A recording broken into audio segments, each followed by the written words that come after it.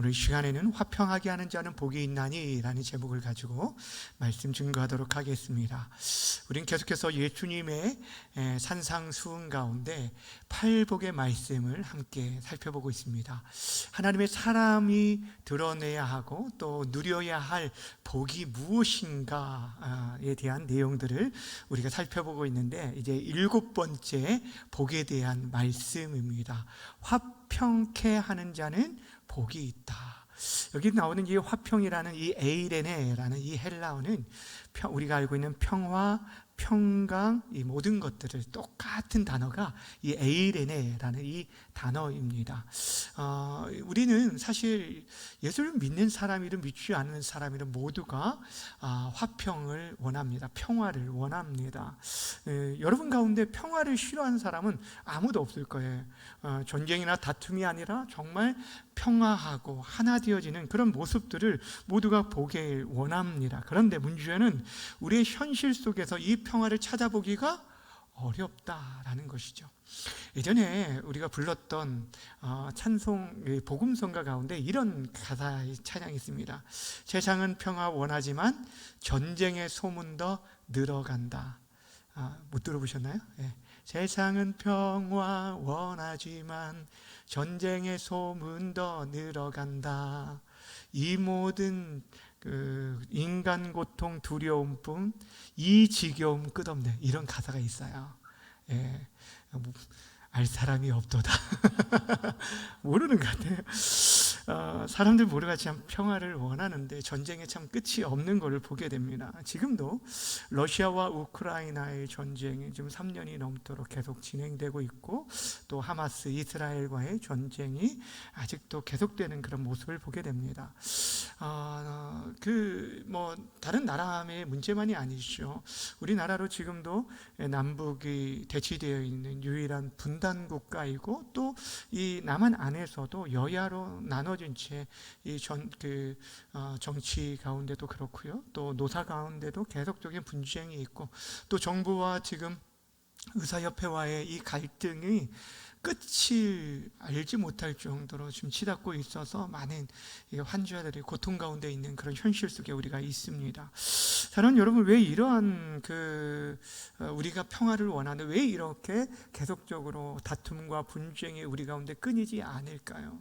그 궁극적인 원인이 어디서부터 시작될까요? 여러분, 우리가 정말 평화를 원하는데 이 평화를 이루지 못하는 그 근본적인 이유를 성경은 뭐라고 말하냐면, 우리와 하나님과의 관계가 깨어졌기 때문이다 라고 얘기를 합니다. 성경이 우리 인생이 지금 겪고 있는 그 모든 다툼과 어려움의 문제는 다른 거에 문제가 있는 게 아니에요. 내가 많이 배우지 못하고 내가 많이 가지지 못해서가 아니라 우리 인생이 하나님과의 관계가 깨어짐으로 말미암아 이 모든 이 파괴적으로 인한 오는 그 고통들, 그래서 평화가 깨어졌음을, 잃어버리게 됐음을 말씀해 주고 있습니다. 창세기에 보면 첫사람 아담과 하와가 누리고 있었던 이 에덴 동산은요, 하나님과 사람과의 관계, 또 아담과 하와의 관계, 또 사람과 자연과의 그 모든 관계들이 조금도 부족함이 없는 완전한 평화의 상태였다고 설명해 주고 있어요. 그런데 죄가 이 에덴 동산에 들어오자마자 하나님과의 관계가 깨어지게 되었어요. 그 모든 평화가 깨어지고 단절되게 되었어요. 근데 여러분, 더 궁극적인 이제 문제가 무엇이냐면, 죄로 인해 우리 인생이, 우리 인간의 노력으로 그 문제, 하나님과의 깨어진 관계를 회복할 수 있는 힘이 우리들에게는 전혀 없다라는 것입니다. 이것이 진짜 큰 문제라는 거예요. 우리의 깨어진 관계 문제, 하나님과의 관계 문제가 우리가 평화하지 못하는 근본적인 이유라고 했는데, 그 문제를 해결할 힘이 우리들에게는 없다는 거예요. 오히려 우리 인간이 어떠한 평화를 만든다라고 하는 모든 일들은 오히려 하나님과의 관계를 점점 더 멀어지게 만드는 그런 모습을 보게 됩니다. 왜냐하면요, 우리 인간들은 죄성으로 인해서 평화보다는 헛된 욕망을 더 추구하고 살기 때문이에요.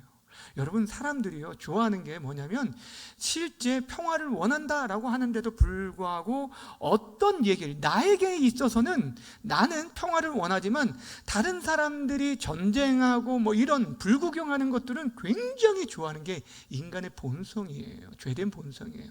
여러분, 그래서 야고보서 4장 1절은 이렇게 얘기를 하고 있어요. 너희 중에 싸움이 어디로부터, 다툼이 어디로부터 나느냐? 너희 지체 중에서 싸우는 정욕으로부터 난다라고 얘기하고 있습니다. 그래서 3장에서는 마음속에 독한 시기와 다툼은 위로부터 내려온 것이 아니라 이것은 땅의 것이고 정욕으로 나온 것이고 이것은 마귀에게 속한 것이다 라고 성경은 말하고 있어요. 그러니까 이게 모든 것이 하나님께 속한 것이 아니라 하나님 없음으로 나타나는 현상들이라고 말하고 있는 것입니다. 죄가 세상에 들어오고 그로 인해서 하나님과의 관계가 파괴되음으로 인해서 그거에서 끝나는 것이 아니라 사람과의 관계들도 철저하게 파괴되어졌고 이웃과의 관계가 파괴됐다는 것, 그것이 우리 안에 있는 헛된 욕심으로 일어나게 되어준 거예요. 여러분, 성경에 기록된 첫 사람의 살인이 누가 누구에게 행하게 되었냐면은 아담의 아들인 누구죠? 가인이 그 동생 아벨을 죽인 사건이었어요. 무엇 때문일까요? 결국에 시기심, 질투, 미움, 이 모든 것이 나타나게 된 거예요. 이게 모두 헛된 욕심으로 비롯된 것이다 라는 것입니다. 다시 말하면 우리가 평화를 누리지 못하는 것은 우리 안에 있는 욕심으로 인한 시기와 분쟁으로 나게 되는데, 그 근본적인 원인은 어디서부터 시작됐냐? 하나님과의 관계가 깨어지면서부터 시작되는 거예요. 그런데도 불구하고 우리는 지금 당장에 겉으로 보여지는 문제, 어떻게든 그냥 그 갈등의 문제들을 봉합하면은 평화가 이루어질 거라고 생각을 해요. 근데 여러분 생각해 보세요. 내가 지금 내 안에, 지금 이 안에 장기가 지금 다쳤는데 이 겉으로만 이게 찢어진 부분들을 여러분 봉합했다라고 그 모금이 회복이 되나요? 겉으로 드러나는 상처만 있다고 빨간약 발라준다고 되나요? 아니죠. 그 안에 심한 염증이 있으면 항생제를 통해서라도 치료를 해야 하는데도 불구하고 죄된 문제, 이제 하나님과의 관계가 깨어진 이거에 대해서보다 눈에 드러나는 그 갈등만을 해결하려고 할 때가 많은 것들을 보게 되어집니다. 그런데 여러분, 하나님께서는 우리 인생들에게 사람이 해결할 수 없는 이 화평의 문제, 깨어진 관계를 회복하시기 위해서 누구를 보내주셨냐면 바로 예수님을 보내주셨어요. 그래서 구약 성경에 예수님에 대해서, 오실 예수님, 메시아에 대한 예언의 말씀을 하시면서 그분의 여러 이름을 가르쳐 주었는데, 그 여러 이름 중에 하나가 예수님은 평강의 왕으로 오실 것을 우리에게 약속해 주셨어요. 자, 이사야 9장 6절 말씀 함께 읽어보겠습니다. 시작. 이는 한 아이가 우리에게 낳고 한 아들을 우리에게 주신 바 되었는데 그의 어깨에는 정사를 메었고 그의 이름은 기묘자라, 모사라, 전능하신 하나님이라, 영존하시는 아버지라, 평강의 왕이라 할 것임이라. 아멘. 그러니까 여러분, 우리에게 예수님을 어떤 보내주실 것을 약속하신 게 평강의 왕으로 보내주실 것을 약속해 주셨어요. 그리고 실제 예수님께서 신약 성경에서도 예수님께서 오셨는데, 예수님이 오셔서 어떤 일들을 감당했냐면 우리와 하나님과의 죄로 인해서 하나님과 우리 사이에 막힌 담이 있고 벽이 있다라고 했어요. 근데 그 막힌 담을 헐어버리기 위해서, 그래서 우리와 하나님과의 깨어진 관계를 화목케 하시기 위해 오셨다라고 예배소서 2장에서 이렇게 얘기하고 있습니다. 13절 14절은 제가 읽어드립니다. 이제는 전에 멀리 있던 너희가 그리스도 예수 안에서 누구의 피로요? 그리스도의 피로 가까워졌느니라. 그는 우리의 무엇이라고요? 화평이신지라. 둘로 하나를 만드사 원수된 것, 또 중간에 막힌 담을 자기 육체로 허셨다라고 말씀하셨어요. 한 가지만 더 본다면은, 여러분, 예수님께서 이 땅에 오셨을 때 그 탄생에 대해서 하늘의 천사가 뭐라고 이렇게 찬양하냐면 누가복음 2장 14절 이렇게 얘기합니다. 함께 읽습니다. 시작. 지극히 높은 곳에서는 하나님께 영광이요, 땅에서는 하나님이 기뻐하신 사람 중에 평화로다. 예수님 자체가 평화로 오셨기 때문에 평화를 선포하는 그런 모습을 보게 되어집니다. 그렇습니다. 예수님이 이 땅에 오신 것은 우리와 하나님과의 깨어진 그 관계를 회복하기 위해 오셨습니다. 사랑하는 여러분, 그렇게 중요한 게 뭐냐면 우리가 화평이라는 것들을 얘기할 때 성경이 말하는 화평, 진짜 화평은 무엇이냐면 예수님이 계실 때만 참된 평화가 있다는 것을 말해주고 있습니다. 그러니까 우리들이 겉으로 싸움이 없다고 해서, 전쟁이 없다고 해서 그곳에 참된 평화가 있다라고 말할 수 없는 것은 뭐냐면은 진짜 인간이 예수님을 통해서, 죄된 인생이 예수님 안에 거할 때만이 참된 평안을 누릴 수 있고, 그때 누리는 것이 성경에서 말하는 화평이라는 것이에요. 그러니까 오늘 이 말씀은 단순히 평화주의자들에게 주신 말씀이 아니라는 거예요. 여러분이 잘 알고 있는 인도의 마하트마 간디가 있습니다. 영국의 그 지배를 받고 있던 인도가 해방되기 위해서 굉장히 노력했던 사람 중에 한 사람이죠. 그의 운동 가운데 유명한 게 뭐냐면 비폭력, 무저항 운동입니다. 예. 근데 그 간디가 좋아했던 말씀이 있어요. 이 간디는 그리스도인이 아니에요. 근데도 불구하고 이 산상순의, 특별히 팔복의 말씀을 좋아했는데, 그 중에서 제일 좋아했던 이 팔복 8가지 중에 제일 좋아했던 말씀이 어떤 말씀일까요? 어떤 말씀? 몇 번째 말씀일까요? 7번째. 어떻게 하셨어요? 오늘 말씀 하니까 이걸 물어봤겠죠. 7번째, 화평케 하는 자는 복이 있나니 라는 이 말씀을 굉장히 좋아했다는 거예요. 그렇다고 해서 여러분, 지금 이 간디가 지금 이 화평이, 성경에서 말하는 진짜 화평이 무엇인지를 알고 그렇게 했을까요? 그건 아니에요. 그러니까 지금 여러분, 우리가 잘 알아야 할 것은, 이 오늘 본문에 화평케 하는 자의 복이 있다라고 말을 할 때, 이 화평은 세상 사람들이, 평화주의자들이 말하는 그런 비폭력, 무저항, 그래서 그렇게 화평을 추구하는 사람들에 대한 복을 말하는 것이 아니라는 것이, 정말 우리가 하나님 안에서 참된 화평을 누리는 것은 오직 예수 그리스도를 통해서만 누릴 수 있음을 믿으시기를 바랍니다. 이거에 대한 말씀을 하고 있는 것이에요. 그래서 사도 바울이 그 전에 자신이 예수님을 알지 못해 오히려 예수 믿는 자를 박해한 가운데 있었잖아요. 그러다가 예수님을 만났어요.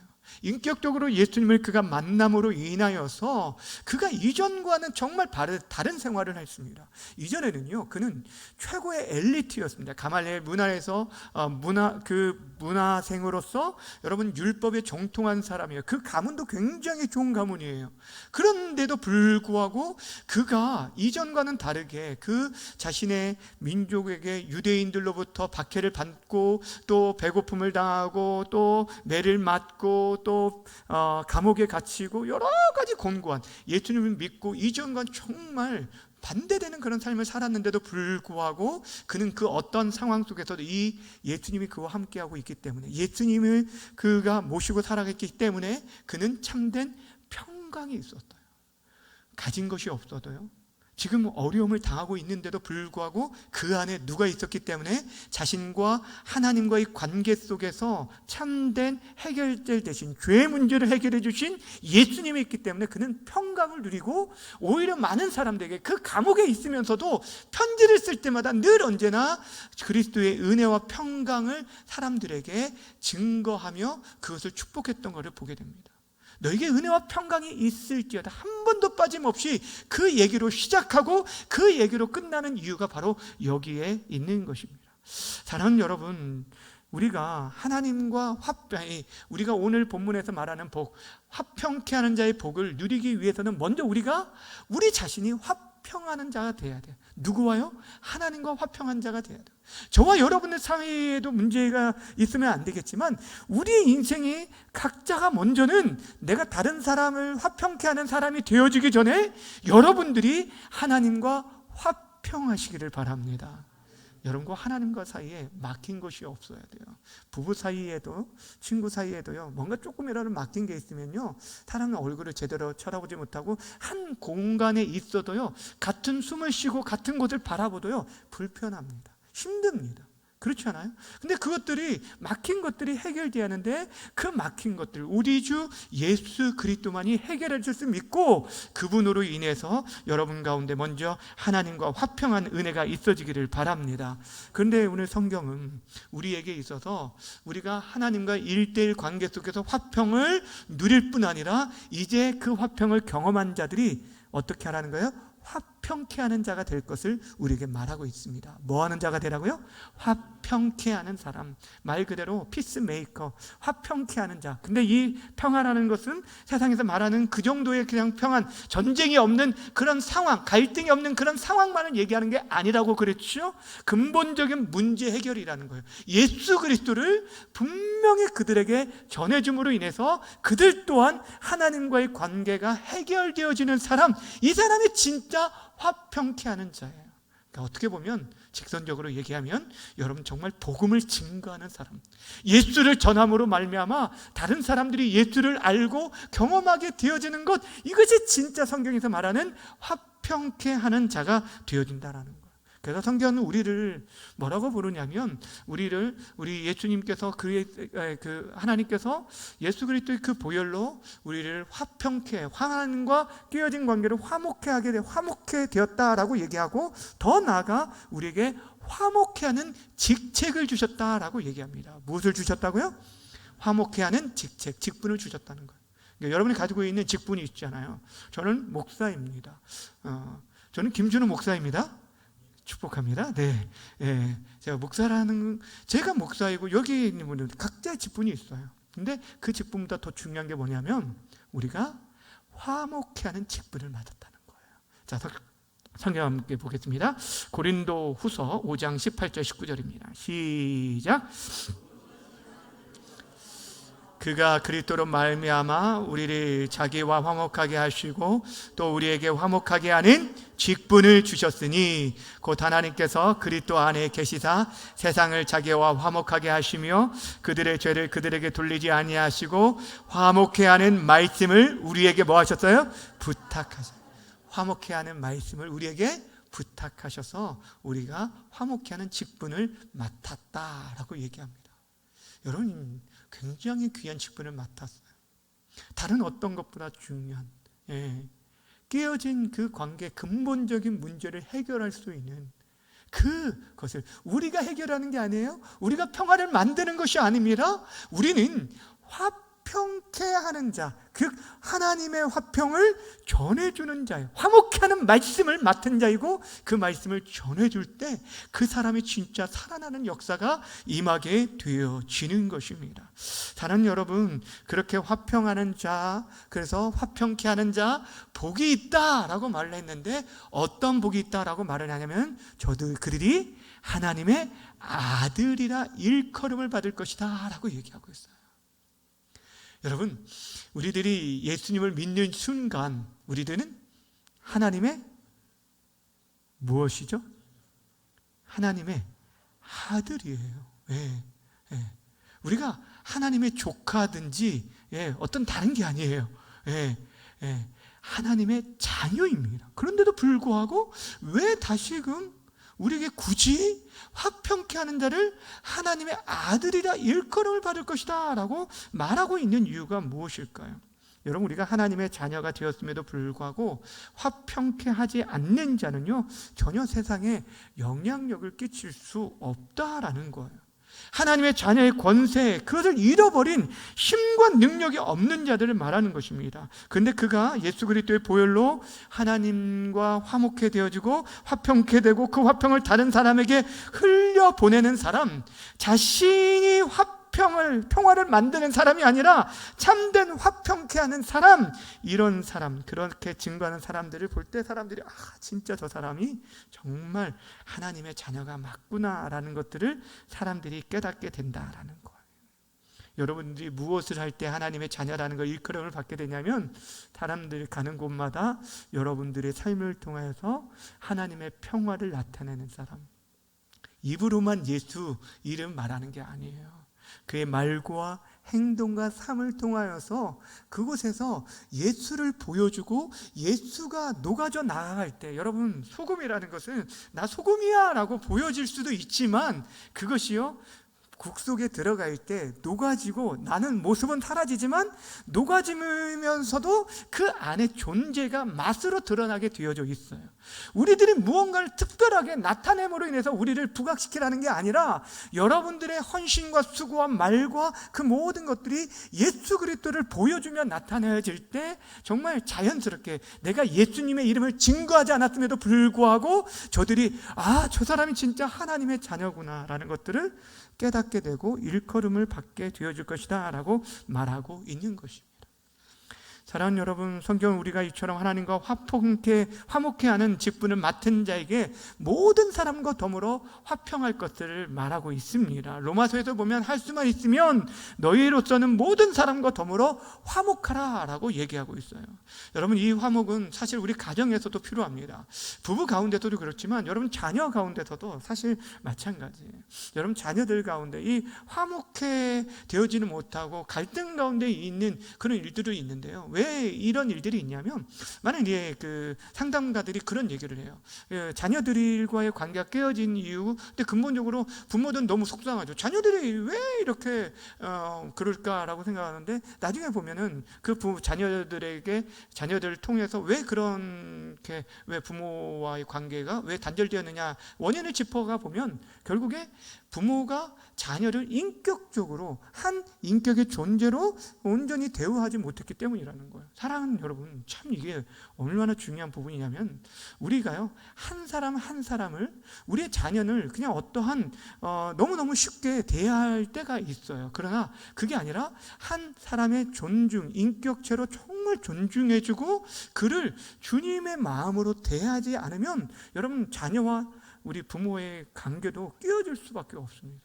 근데 하여튼 간에 지금 우리에게 말하는 것은 내가 어떤 모습으로 다른 사람에게, 교인들에게 앞에서만 내가 그리스도인지 아니라 내가 우리 자녀들 앞에서도 말하는 거나 행동하는 거나 그 모든 것들이 정말 예수의 사람으로 그렇게 살아갈 것들을 성경은 우리에게 말씀해 주고 있음을 보게 되어집니다. 사랑하는 여러분, 이 화평의 문제가 참 얼마나 중요하냐면, 성경은 이 부분에 대해서 실예를 통해서 우리를 하나님 앞에 나오는 거, 예배하는 건 너무너무 중요하죠. 이 우리의 삶 속에서 가장 우선순위 중에 하나가 사실 하나님께 나와서 예배하는 거잖아요. 근데도 불구하고 성경이 무엇을 얘기하냐면, 형제와의 관계 속에서 화목하지 않은 상태에서 예배하러 나오는 것에 대해서 이렇게 말씀하신 거가 있어요. 자, 마태복음 5장 23절과 24절 함께 읽어볼까요? 시작.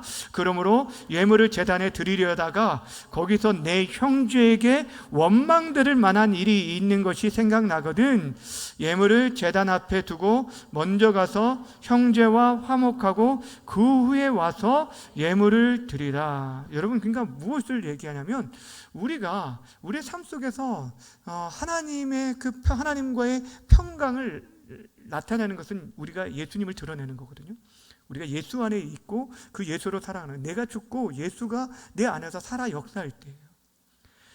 내가 옛 자아가 죽고 내 안에 예수님이 살아계시고 그분으로 인해 살아가지 않는 상태에서 우리가 와서 드려지는 이 예배를 하나님이 받으시지 않는다는 거예요. 그러니 그냥 그 사람과의 관계 속에서 많이 불편해하고, 그리고 그로 인해서 그 사람에게 지금 내 형제에게 원망들을 많이라는 것은 그 사람의 큰 상처를 줬거나 아픔을 주고 그랬을 때면 실질적으로 우리의 삶 속에서의 삶의 예배를 먼저 회복하고 하나님께 와라라는 얘기를 하는 거예요. 그러니까 우리가 드려지는 예배보다 그냥 사람과의 관계, 그러니까 먹고 마시는 거, 이것을 더 중요하게 여기라는 얘기가 결코 아닙니다. 우리의 삶 속에서 여러분들이 진짜 예배가 되어졌을 때 우리들이 드려지는 이 예배가 진정으로 의미가 있는 거예요. 하나님이 기뻐 받으실 만한 예배는 사실 이 안에서 드려지는, 일주일에 여러분이 드리는 한두 번의 예배, 이 시간보다 더 중요한 것은 여러분이 계속적으로 만나는 가족과의 관계예요.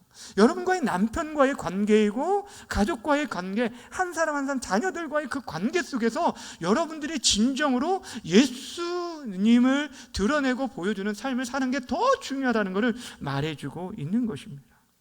사랑하는 여러분, 그렇다면 우리가 어떻게 그렇게 화평케 하는 자로 하나님의 자녀로 일컬음을 받을 수 있을까요? 어떻게 해야 할까요? 여러분, 이것을 위해서 참 중요한 것 중에 하나가 우리 주님을 배워야 하고 주님의 온유함과 겸손함으로 무장되어야 하는데, 특별히 우리가 정말 겸손할 때 진짜 그 공동체 안에 평화가 있어요. 여러분, 어떤 사람들은 그 공동체 안에 들어가면 그 한 사람으로 인해서 굉장히 좀 분란이 있고, 그 사람이 다른 곳으로 가면 또 그 공동체가 참 어려움을 겪는 일들이 있는 것을 보게 됩니다. 근데 자세히 들여다보면 그분이 교만하기 때문에 갈등이 일어나고 다툼이 일어나는 일들이 참 많이 보입니다. 여러분, 겸손한 사람과 같이 있을 때 여러분 다툼이 일어납니까? 아니에요. 우리 주님께서 그렇게 예수님께서는 힘이 없어서가 아니잖아요. 그런데도 불구하고 그분은 하나님의 본체심에도 불구하고 종의 형체를 가지시고 겸손하게 나아가셨어요. 여러분, 빌립보서 2장 3절 한번 보십시오. 2장 3절 이렇게 말씀합니다. 시작. 아무 일에든지 다툼이나 허영으로 하지 말고 오직 겸손한 마음으로 각각 자기보다 남을 낮게 여기고. 그러니까 우리들이 다툼이 일어나는 것은 결국에 뭐냐면 내가 내 기준으로 다른 사람을 정죄하고 판단하기 때문이에요. 내가 가진 기준, 이게 중요한 게 아닙니다. 여러분, 내가 정답은 아닙니다. 여러분이 가지고 있는 각자의 영적인 그 성장 자체가 다릅니다. 어떤 사람은 어린아이가 있어요. 나이에 상관없이 영적 어린아이가 있고요, 유년기가 있고요, 소년기가 있고, 청년기가 있고, 장년기가 있고, 노년기가 있어요.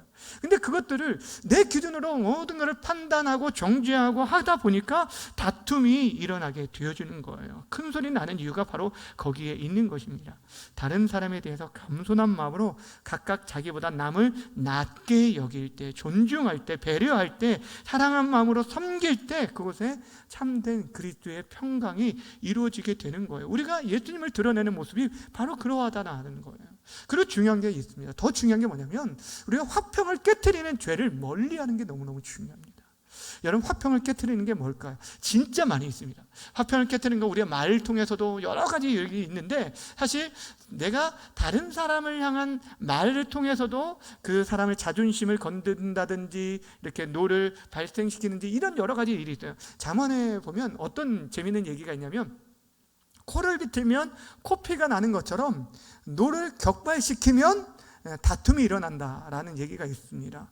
여러분, 코를 비틀면 뭐가 난다고요? 코피가 나. 성경에 나와 있는 얘기예요. 그렇죠. 코를 비틀면 코피가 납니다. 근데 노를 격발시키면, 노를 격동시키면 그 사람이 화가 나 있는 상태에서 자존심을 건들거나 이런 것들을 하면은 그렇게 다툼이 일어나게 됩니다. 그런데 더 무서운 게 있어요. 뭐냐면, 사람과 내가 직접적으로가 아니라 사람과 사람이 있는데 그 사이에서 한 사람을 모아먹거나 이간질시키거나 험담하거나 거짓 증거하는 것, 이것이 너무너무 무서운 일이에요. 이것이 전쟁을 일으키고 다툼을 일으키는 아주 무서운 것.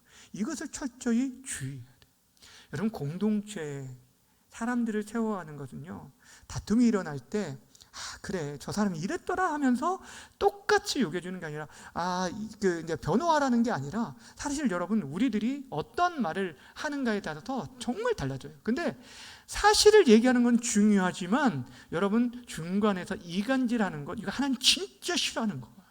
잠언 말씀을 하나 좀 보고 말씀을 좀 맺도록 하겠습니다. 6장 16절부터 19절, 좀 길지만 우리 함께 읽어볼까요? 시작.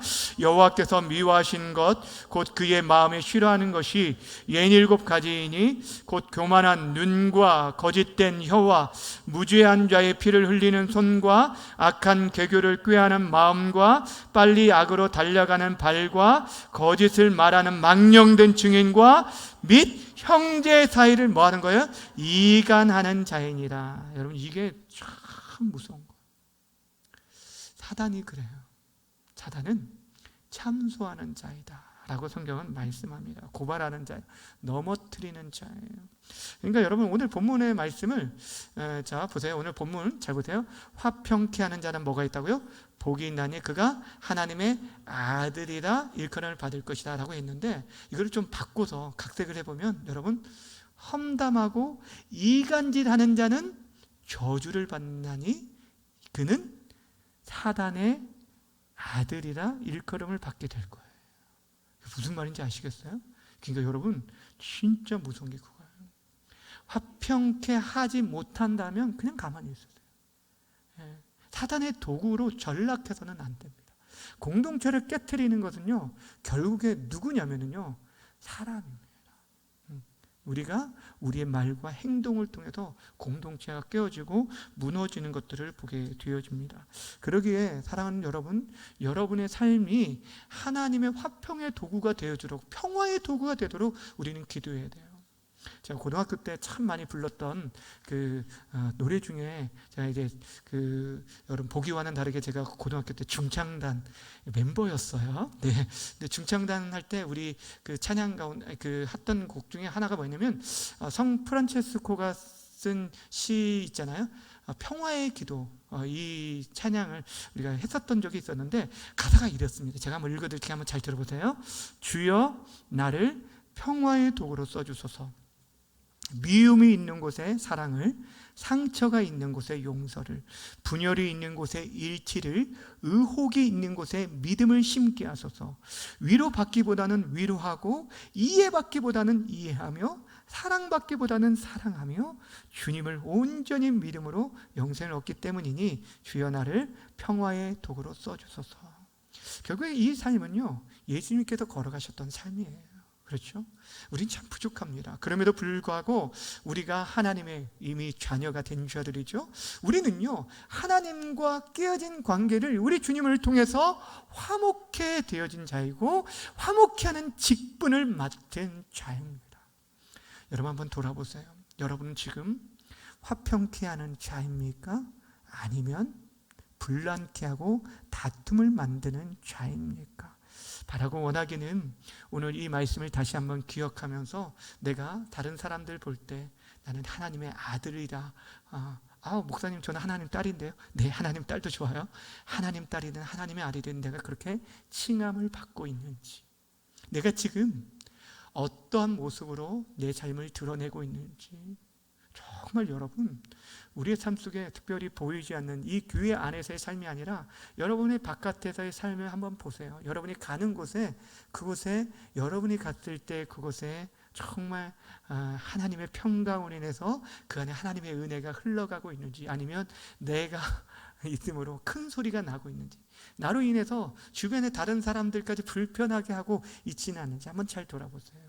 다시 한번, 하나님, 우리는 무너질 수 있어요. 너무너무 쉽게 쓰러질 수 있습니다. 그런데 하나님, 다시 한번 우리를 이 직분을 잘 감당할 수 있는 힘을 주시라고, 은혜를 주시도록, 그래서 남은 생에 정말 그렇게 평화에 두고 화평케 하는 자 다 되어질 수 있게 해달라고 기도하는 저 여러분 되어지길 주님의 이름으로 축원합니다.